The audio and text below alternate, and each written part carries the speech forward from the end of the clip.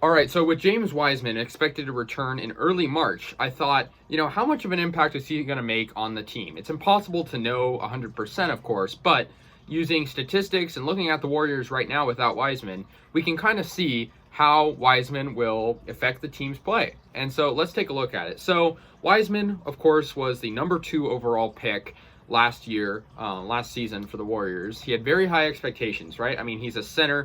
He was pretty much right out of college. He didn't play long in college. He was pretty much just a kid, joining the NBA. And so, of course, I think a lot of people put a lot of blame on Wiseman, for not playing well.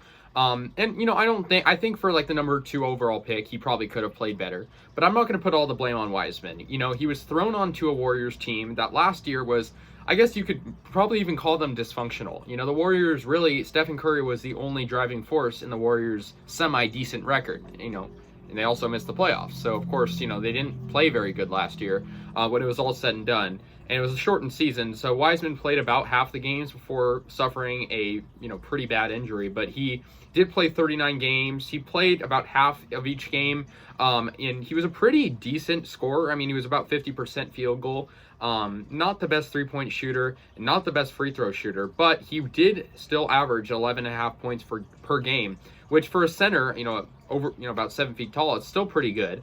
And he would get about a block a game and about 6 rebounds a game, so he wasn't terrible. But I think a lot of people did put pressure on Wiseman as he was, supposed to take this franchise from decent, with last year, of course, not having Clay, to, the elite level. And that didn't happen because of his injury and because of his play.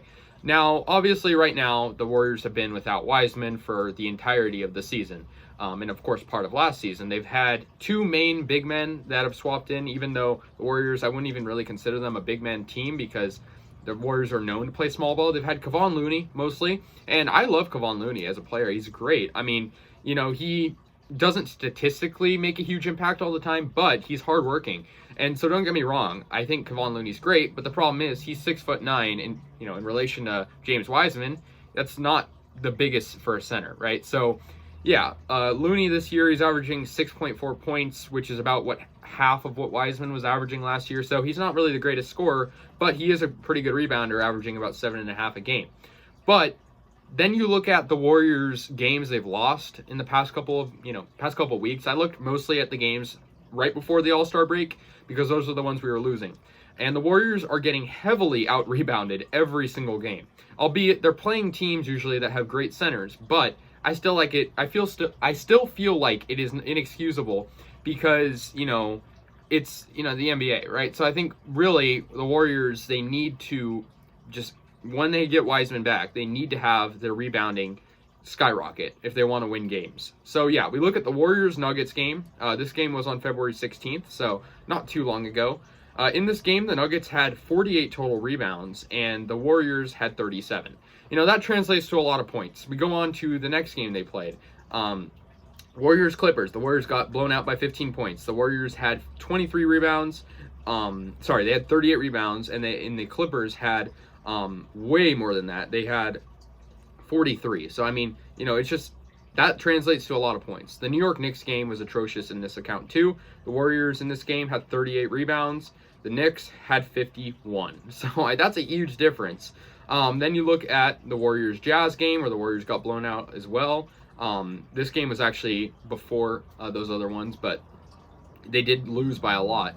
In this one, the Warriors had 35 total rebounds, and the Utah Jazz had 52. And may I add, the Jazz in this game also didn't have Rudy Gobert, who's probably one of the best rebounders in the league. So what I'm hoping is, we just look at these games. I'm hoping when Wiseman returns, we can get on the same level as these other teams were playing. Even if the Warriors are winning games, they're still getting out-rebounded. And that's because, no hate to Looney, no hate to Bjelica, but, they're just not as big as the guys they're playing. The taller guys are going to get more rebounds.